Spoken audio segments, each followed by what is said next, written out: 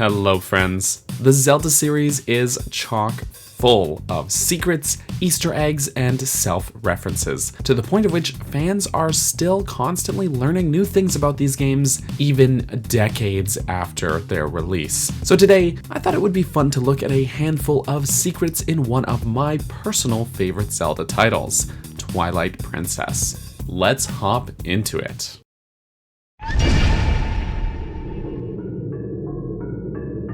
The game's second dungeon is the Goron Mines, which is, as the name implies, a mining facility run by the Gorons. But did you know that there is a small detail to tie this place to the Gorons' history? It's hidden in plain sight, or in plain hearing. The main melody of the Goron Mines music is actually a song we've heard before. It's the Goron Lullaby from Majora's Mask, which we have to play in that game to put some Gorons to sleep.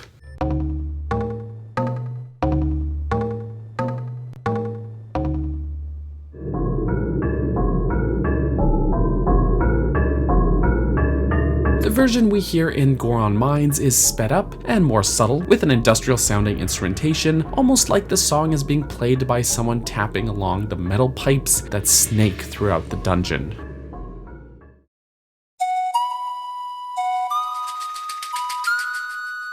While we're on about music, let's take a look at a location that we visit far more frequently throughout our adventure, Kakariko Village. This version of the recurring town is pretty different from other incarnations of Kakariko that we've seen throughout the series, with an almost Wild West vibe instead of the cozy medieval town of Ocarina of Time, or the rural Japanese village in Breath of the Wild. As such, the music here has to be tailor-made to suit this different feeling. The classic Kakariko theme is therefore relegated to only being used as accents in this version of the song, being used briefly here in the intro,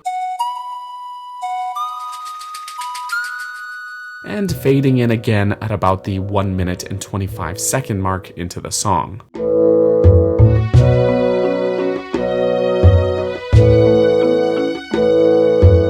The rest of the track, in a strange move, instead opts to remix the Dark World theme from A Link to the Past. Here's a quick side-by-side comparison, so have a listen.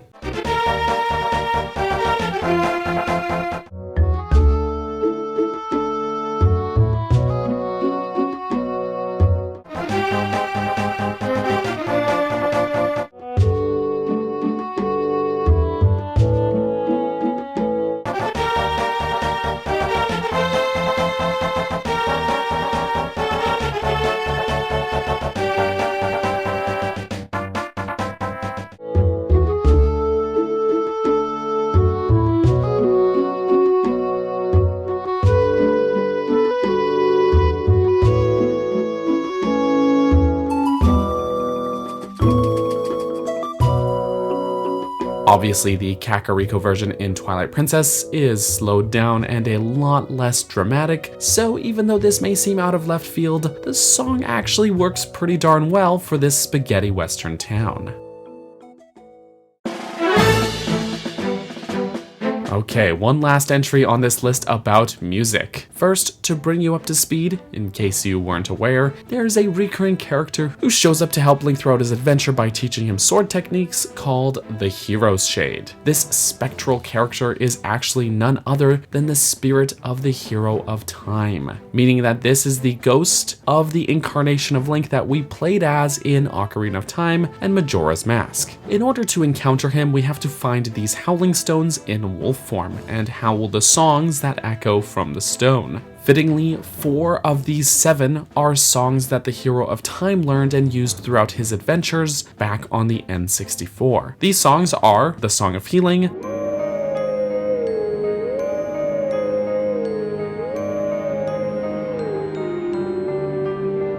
the Prelude of Light,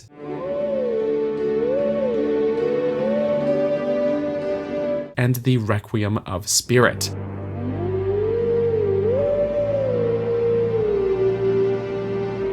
The Howling Stone in the Lost Woods, meanwhile, plays Zelda's Lullaby.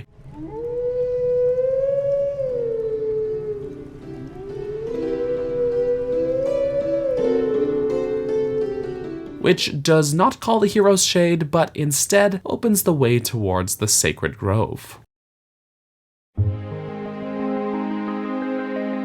Not music, but this one is still audio related. One of the most iconic things about the game is Midna, our companion character, and one of the most iconic things about Midna is her voice clips. Essentially, it's a scramble of gibberish, but it adds a lot of characterization to her dialogue, since we still get to hear her voice and inflections. They do the same thing with Fi later in Skyward Sword, minus the personality, but there's something special about Midna's voice clips in particular, and that is how they were made. While playing, it sounds like scrambled gibberish, but they had an actual voice actor named Akiko Komodo record her voice clips, and though she is a Japanese voice actor, she actually recorded full English sentences as Midna. However, for whatever reason, they didn't use these full lines, instead scrambling her lines to make a pool of syllables that are randomly pulled from when she speaks. So it sounds like language because they're actual sounds you would make while speaking. It's even possible to unscramble these clips and hear what English lines she recorded. Have a listen.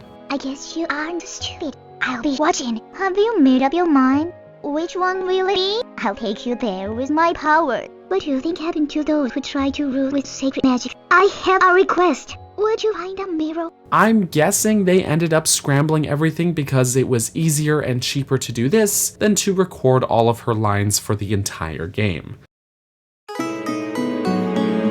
Moving away from audio and into dialogue is our final entry. A key group of characters in Twilight Princess is the Resistance, a group of freedom fighters that meet in the back of Telma's bar and assist Link several times by pointing him in the general direction of the next dungeon. They also use a bazooka to help you out in Hyrule Castle, but that's beside the point. During a normal run of the game, you would officially meet them shortly after extracting the Master Sword, but shortly before that, you actually get a brief opportunity to eavesdrop on a conversation of theirs while sneaking through Telma's bar and getting to the castle waterways. Having not met Link yet, they will instead talk about a supposed acquaintance of Telma's from Ordon that they have heard of. However, if you go extremely out of your way, you can meet them early, and you can find alternate dialogue here. In order to do this, you'll need to go to Telma's bar before Lakebed Temple, but after your escort mission to Kakariko Village. You probably wouldn't think to do this normally because the game's path and linear progression would take you right from Kakariko Graveyard where you got the Zora armor, through this tunnel and straight to Lake Hylia where the Lakebed Temple is. So in order to do this, you have to leave either the village or Lake Hylia and trek way out of your way back to Castletown and head to Telma's bar. If you do this, the group will think you're an actor in ancient hero cosplay and will all make some snarky remarks about you and your clothes.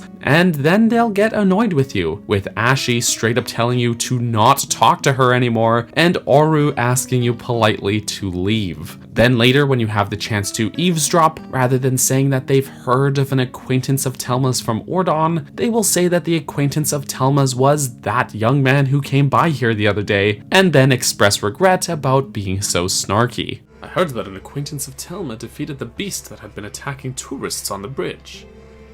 Yes. You remember that young man who came by here the other day? His name was Burger? You don't mean the hero type? Unbelievable. So the getup wasn't just a costume. Well now, if that isn't a bit of a shock. I was rather snotty to him, if I recall. I suppose I should apologize when I see him next. I'd hate for him to resort to fisticuffs of some such. And there you have it, 5 little secrets and Easter eggs, facts, whatever you want to call them, from Twilight Princess. I just want to give a big shout out to Matt F for bringing that final entry to my attention. It's kind of what spurred the rest of this video into its creation because I thought that was so cool and I learned it for the first time just last Wednesday while streaming this game when he pointed me in the right direction. So thank you, Matt, for that. And everyone else, thank you so much for watching. Hope you enjoyed this video and have yourselves a lovely rest of your day. Bye-bye.